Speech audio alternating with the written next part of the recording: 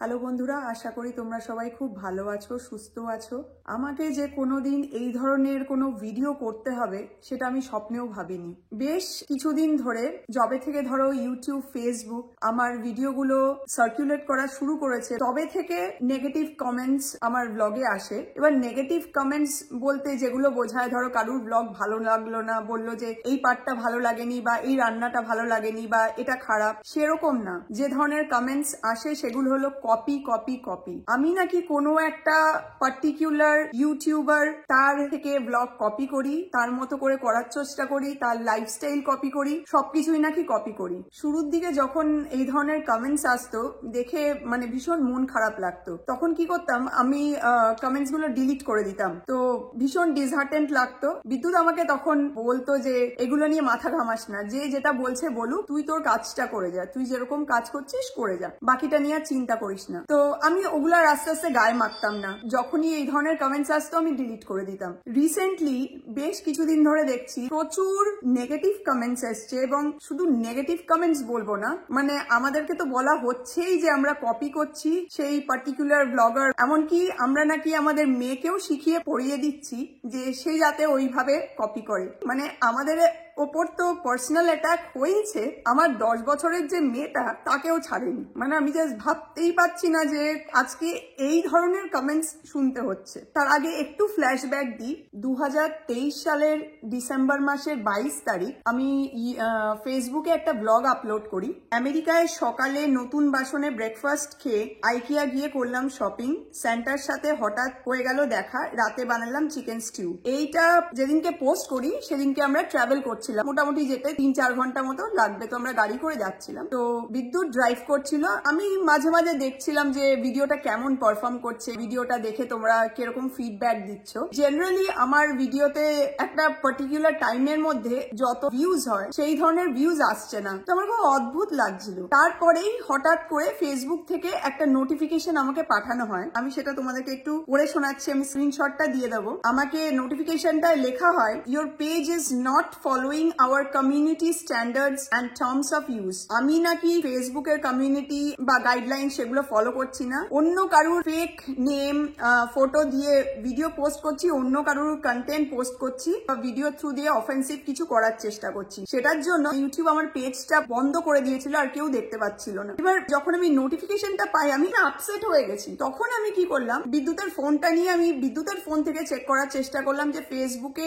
আমার পেজটা দেখা যাচ্ছে কিনা, বা যে ভিডিওটা আমি পোস্ট করেছি সেটা দেখা যাচ্ছে কিনা। দেখছি মানে আমার পেজটাই আর দেখা যাচ্ছে না। পেজ দ্য বঙ্গালী নিউজ বলে যে কোনো পেজ আছে সেটাই আমি দেখতে পাচ্ছি না। সেটা দেখে তো মানে আমার মাথা খারাপ হয়ে গেছে। মানে তখন আমরা ট্রাভেল করছি, আমাদের তখনও মানে 2 ঘন্টা মতো যেতে হবে, রাস্তার মাঝখানে কোথাও দাঁড়াবার অপশন নেই। মানে কি করব বুঝতে পারছি না। এবার লেখা ছিল 24 আওয়ার্স এর মধ্যে যদি আমরা রেসপন্ড না করি তাহলে ওরা পেজটা ডিলিট করে দেবে। একটা পেজ বা একটা চ্যানেল তৈরি করতে কতটা কষ্ট করতে হয় তোমরা ডেফিনেটলি সবাই জানো। একটা ব্লগ তৈরি করতে কতটা খাটনি, কতটা পরিশ্রম, কতটা ভালোবাসা থাকে তার মধ্যে তোমরা সবাই জানো। সেখান থেকে একটা সার্টেন জায়গায় পৌঁছবার পরে সেখানে যদি তুমি জানতে পারো যে তোমার পেজটা ডিলিট করে দেওয়া হবে, তাহলে কিরকম ফিলিংস হতে পারে। তো তখন আর কি করবে, এবং আমি তো মোবাইল থেকে কিছু করতে পারবো না, আমাকে ল্যাপটপ আমার সাথে থাকতে হবে। তো যেখানে যাওয়ার ছিল আমরা সেখানে যাই, সেখান থেকে ফেরত আসি। তারপর 3 থেকে 4 ঘন্টার চেষ্টা করে করে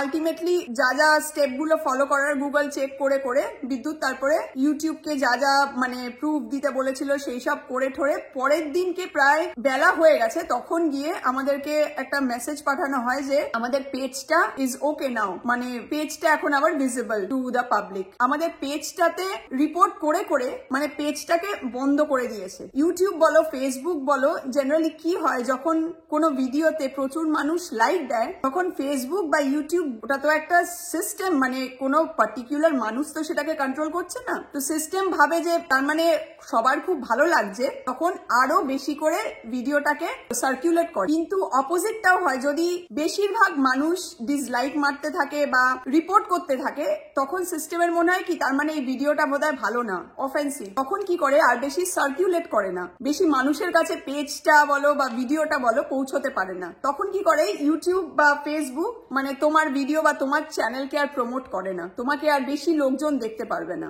এতে দুটো জিনিস হয়, একটা হলো মানুষজন দেখতে পাচ্ছে না তোমার চ্যানেল, তার সাথে সাথে যেটা সব থেকে বড় জিনিস হয় সেটা হলো ডিমোটিভেট হয়ে যায়। মানে যারা ধরো ব্লগ বানাচ্ছে, ভিডিও বানাচ্ছে, তোমরাই তো আমাদের ইন্সপিরেশন, তোমরাই তো আমাদের ব্লগ দেখো, তাতে কমেন্টস করো, অ্যাপ্রিসিয়েট করো, বা ভালো না লাগলে সেটা বলো। তো সেই জিনিসটাই তো, সেটাই তো আমাদের কাছে সব থেকে বড় পাওনা, যে তোমরা তোমাদের কথা ভেবেই আমাদের ব্লগ বানানো, তোমাদের সাথে প্রত্যেকটা জিনিস শেয়ার করা। তো তোমাদের যদি ভালো লাগে ডেফিনেটলি সেটা আমাদেরকে ইন্সপায়ার করে নতুন ব্লগ বানাবার জন্য। কিন্তু যখন বারবার যদি এগুলো হতে থাকে, তখন যারা ব্লগ বানাচ্ছে তারা ডিমোটিভেটেড হয়ে যায়, ব্লগ বানাবার ইচ্ছেটাই চলে যায়। এগুলো করার এই দুটোই কারণ, যে যাতে ইউটিউব বা ফেসবুকে, সোশ্যাল মিডিয়ায় বেশি লোকজন আর তোমার চ্যানেলটা জানতে না পারে।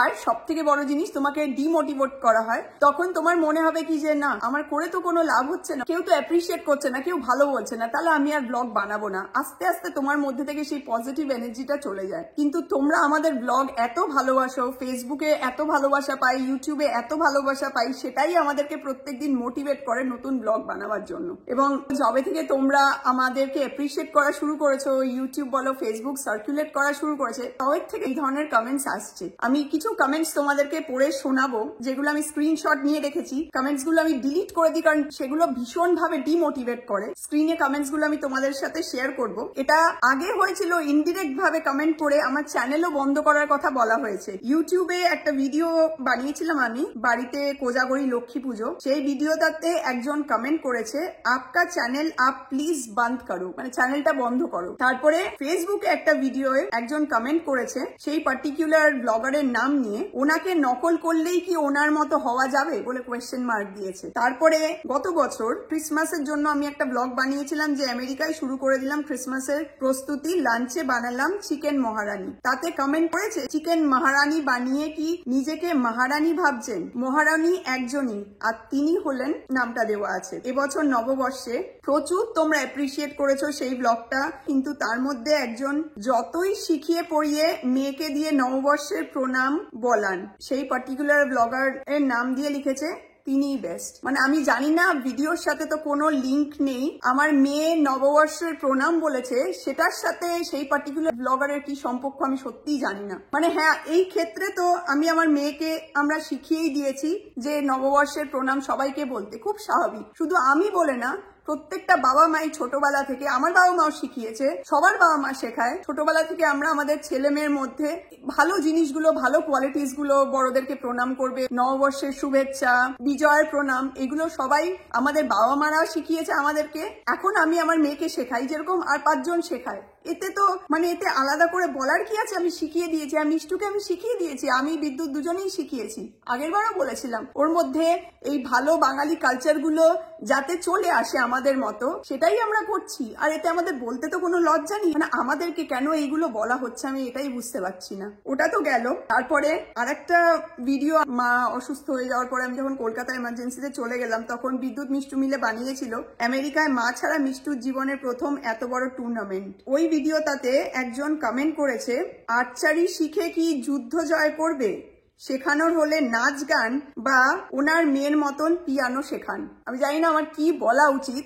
প্রত্যেকটা বাচ্চা তাদের মতো করে স্পেশাল, প্রত্যেকটা মানুষের, প্রত্যেকটা বাচ্চার টেস্ট আলাদা হয়, ভালো লাগা আলাদা হয়। মিষ্টুর যেটা ভালো লাগে মিষ্টু সেটা করে, মিষ্টু যেটা করতে পছন্দ করে আমরা সেটা অ্যাপ্রিসিয়েট করি। মানে হতেই পারে একজনের নাচ ভালো লাগে, একজনের গান ভালো লাগে, একজনের অন্য কিছু ভালো লাগে, তার মানে কি এটাই দাঁড়ায় যে আমার মেয়েকে বা আমার সন্তানকেও সেইটাই করাতে হবে? আমি তো বুঝতে পারছি না যে এই কথাগুলোর মানেটা কি, এই ধরনের কমেন্টস এর মানেটা কি, কেন করা হচ্ছে আমাদেরকে? আমরা রেগুলার ভিডিও করে যাই, রেগুলার ব্লগ করি, কিন্তু আমাদের সাথে কেন এটা হচ্ছে আমি সত্যিই জানি না। আমার কি বলা উচিত? না না, এগুলো আর কিছু না, এগুলো হচ্ছে মানুষকে জাস্ট ডিমোটিভেট করা। আর এগুলো মানে কিছু স্পেসিফিক মানুষ, মানে সবাই না, মানে আমি জানি, মানে কারণ তোমরা যারা আমাদের ব্লগ দেখো, আমাদেরকে অ্যাপ্রিসিয়েট করো, এগুলো মাথাতে হতেই পারে কেউ একজন ফেভারিট আছে, হতেই পারে। একটা জিনিস আমি তোকে বলবো যে এগুলো নিয়ে মাথা খামাস না, বিকজ যারা করছে এতদিন তারা পরেও করবে। মানে না ঠিক আছে, দেখো নেগেটিভ কমেন্টস আসতেই পারে, পয়সা নিয়ে করছে না, কিসের জন্য জন্য করছে উই ডোন্ট কিন্তু নো। তাই বলে একটা বাচ্চা মেয়েকেও বলবে, এটা কি ঠিক হচ্ছে?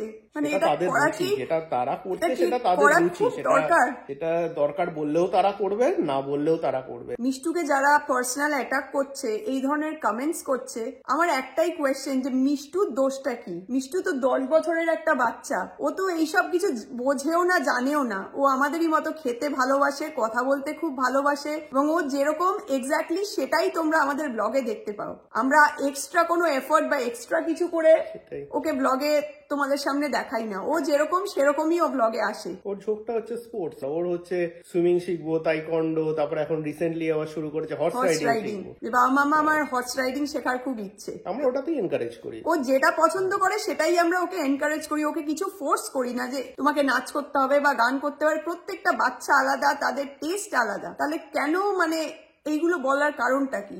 যেমন just for an example, right, YouTube ইন্ডিয়াতে তো এত ফুড ব্লগার আছে, কলকাতা থেকে এত ফুড ব্লগার আছে, রাইট? তো সেখানে কি লোকে ফুড ব্লগিং যে করছে একটা রেস্টুরেন্টে, আজকে তুই ধর ফুড ব্লগিং করছিস, তুই যাচ্ছিস, কালকে আমি ফুড ব্লগিং করছি, আমিও সেম জায়গায় যাচ্ছি। তার মানে কি সেটা কপি করা হলো? কপির কি আছে, মানে এখানে তো কেউ পেটেন্ট নিয়ে রাখেনি। এখানে ইউএসএ তে সবারই মোটামুটি কম বেশি লাইফস্টাইলটা একই রকম। আরো একটা জিনিস অ্যাড করবো আমি হ্যাঁ, এখানে। এই কমেন্ট গুলো আসার সাথে সাথে গত শনিবার দিনকে আমরা মিষ্টুকে নিয়ে সুইমিং ক্লাসে গেছি। সুইমিং ক্লাস থেকে ফেরার সময় তখন কটা বাজে, 10টা বাজে, আমার ঠিক খেয়াল নেই এক্সাক্ট টাইমটা। একজন দিদি উনি কমেন্ট করে লিখেছেন, দেখো তোমার পুরনো কন্টেন্ট নকল করে আজ ভিডিও দিয়েছে দিদি। তাতে আরেকজন দিদি কমেন্ট করে লিখেছে এরকম আরো 2-3 জন লিখেছে আমাকে, দিদি তোমার কন্টেন্ট কপি করে বানিয়েছে। এমনকি আমাকে আমার যারা পেজ রেগুলারলি ফলো করে তার মধ্যে 1-2 জন দিদি ইমেল করেছে, মেসেজ করেছে। আমি তোমাদেরকে ওই মেসেজটা পড়ে শোনাচ্ছি। দিদি দেখেছো তোমার 1 ইয়ার আগে বানানো এক্স্যাক্ট টপিক, আমেরিকায় কেন মাসে একাধিকবার বেতন হয়, তার ওপর সেই পার্টিকুলার ব্লগারের নাম আছে। উনি আজ ভিডিও করেছেন আর ভিডিওর কথাগুলোও একদম সেম, খালি নিজের মতন করে একটু এদিক ওদিক করে নিয়েছেন। এই ভিডিওটা, যে ভিডিওর কথা আমাকে আমার যারা রেগুলার ভিউয়ার্স দেখে তারা যারা বলেছে, সেই পার্টিকুলার ভিডিওটা আমেরিকায় কেন মাসে একাধিকবার বেতন হয়, এই পার্টিকুলার টপিকটার উপরে আমি 2023 সালে ইউটিউব আর ফেসবুকে ভিডিও করেছিলাম, এবং সেই পার্টিকুলার টপিকটার উপরই এপ্রিল 27-এ সেই ব্লগার ব্লগ বানিয়েছে। যার সোকল ফ্যানেরা আমাদের দিকে আঙুল তুলছে আমরা কপি করছি, তারা কি এটাকে দেখতে পাচ্ছে না কোনটাকে কপি বলে? এবং এই কপির বদনামটা খালি আমাদেরকে না, সবাইকে দেওয়া হয়। আগেও দেখেছি, এখনো দেখছি। মানে এই যে এই জিনিসটা হলো, আমার একটা ব্লগ যেটা লাস্ট ইয়ার আমি করেছিলাম, 1 বছর বাদে সেই পার্টিকুলার ব্লগটার উপর যে ব্লগ বানানো হলো এপ্রিলের 27 তারিখ 2024, তাহলে সেটা কপি না? আমরা যদি সবই কপি করি তাহলে এটাকে কপি বলা উচিত না? ইউএসএ তে থাকলে এখানে তো মানে সবার কিছু না কিছু লাইফস্টাইলটা কাছাকাছি, এক দোকানপত্র সব কাছাকাছি তো হবেই, সেটাতে ওরকম করার কিছু নেই। কিন্তু আমার দিকে যখন আঙুল তোলা হচ্ছে যে আমি কপি করছি, আমরা সবাই কপি করছে, এমনকি আমার মেয়েকেও নাকি শিখিয়ে পড়ে এগুলো বলাচ্ছি, তাহলে তো আমি বলতেই পারি এটা তো এক্স্যাক্ট কপি। এর থেকে বড় কপি কি আর কিছু হয়? তাহলে কে কপি করছে? তোমরা যারা আমার ব্লগ রেগুলারলি দেখো, তোমরা আমাকে বলো যে কোন দিক থেকে তোমাদের কি মনে হয় যে আমি ব্লগগুলো কপি করছি সেই পার্টিকুলার ইউটিউবারের থেকে, বা ফেসবুকের ভিডিওগুলো কপি হচ্ছে তার থেকে? কি কপি করছি? তার কথাবার্তা কপি করছি, না তার রান্নাবান্না কপি করছি? আমি কি কপি করছি? লাস্ট যে ভিডিওটা বানিয়েছিলাম, আমেরিকায় কেন এখন অ্যাবর্শন ইস্যু নিয়ে দেশ 2 ভাগে বিভক্ত, তাতে 2 জন কমেন্ট করেছে কপি, পুরো ওনার থেকে কপি করা, এমন কপি করে আর কদিন চালাবে, এবার চ্যানেলটা বন্ধ করো। মানে আমাদের চ্যানেলটাকে বন্ধ করার জন্য বলা হচ্ছে। তোমাদেরকে আগে একটা কমেন্ট পড়ে শোনালাম যেখানে বলা হয়েছে আপকা চ্যানেল আপ বন্ধ করো প্লিজ, সেটা ছিল ইনডিরেক্ট কমেন্ট, এটা ডিরেক্টলি কমেন্ট করা হলো। আরেকজন লিখেছে নিজেদের রান্না খেয়ে নিজেরাই ভালো বলে, আমরা তো স্বাদ নিতে পারছি না। হ্যাঁ, প্রত্যেকের বউ যদি রান্না করে আর যদি বর রান্না করে তাহলে তো হয়েই গেল। মেয়েকেও খুব ভালোভাবে বুঝিয়েছো কি করে ভালো বলতে হবে। তোমরা যারা রেগুলারলি আমাদের ব্লগ দেখো, ফেসবুক থেকে হোক বা ইউটিউব থেকে, তোমরা অনেকেই আমাদের রান্না ট্রাই করে আমাদেরকে ফিডব্যাক দিয়েছো, কমেন্টস করে জানিয়েছো। তোমাদের কি মনে হয় যে আমরা আমাদের মেয়েকে দিয়ে বলাই যে রান্নাটা ভালো হয়েছে? মানে যেটা আমরা রেগুলার উইকেন্ডে করি কিংবা মানডেতে করলি সেটাই শেয়ার করা হয়। তোমাদের কি মানে কারুর মনে হয় যে আমরা মানে রান্নাটা করে আমাদের মেয়েকে দিয়ে বলাচ্ছি ভালো খেতে? এইটা করি? তোমরা যারা রেগুলারলি আমার ব্লগ দেখো এবং বেশ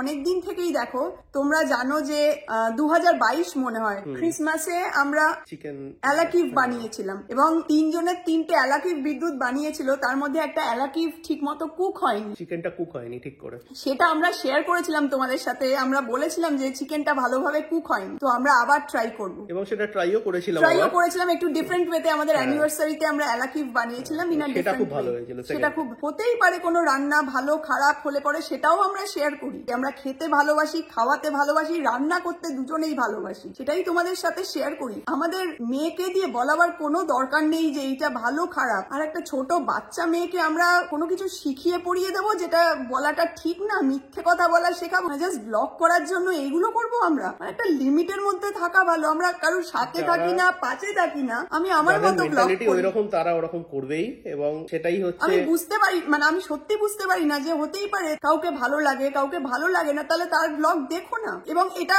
বিদ্যুৎ যেটা বললো যে এটা কিন্তু যারা রেগুলার ব্লগ দেখে, ব্লগ দেখতে ভালোবাসে, তারা কিন্তু করে না। একটা পার্টিকুলার গ্রুপ অফ পিপল আছে যারা এই ধরনের জিনিসগুলো করছে। কি লাভ এইভাবে করে? কি লাভ আমাদের বোঝাটা খুব মুশকিল। একটা জিনিস আমি বলবো, মানে তারা থাকবেই, এবং তারা যে এই ব্লগটা দেখার পর যে তারা করবে না তারা হয়তো তারা হয়তো আরো বেশি করে করবে, আরো বেশি করে নেগেটিভ কমেন্ট করবে, আরো বেশি করে ডিসলাইক করবে। কিন্তু যারা তোমরা অনেস্টলি ধরো ভালোবেসে আমাদের ব্লগ দেখো, এনজয় করো, এবং সাধারণ মানুষ, তাদের কাছে একটাই রিকোয়েস্ট, যারা খারাপ করছে তাদেরকে তো আমরা বন্ধ করতে পারবো না। যারা তোমরা দেখো এবং এনজয় করো, তোমরা প্লিজ লাইক করো, ভিডিওগুলোকে শেয়ার করো। তাহলে কি হবে, ইউটিউব দেখবে যে না ঠিক আছে 10 জন এই জিনিসগুলো করছে, বাট বাকি 50 জন জিনিসটাকে ভালো বলছে, তো আমি 50 জনের দিকেই করবো, আমি সেই রকম ভাবেই সার্কুলেট করাবো। তো সেটাই হচ্ছে ওয়ান অ্যান্ড অনলি আর্জ এবং রিকোয়েস্ট তোমাদের সবার কাছে।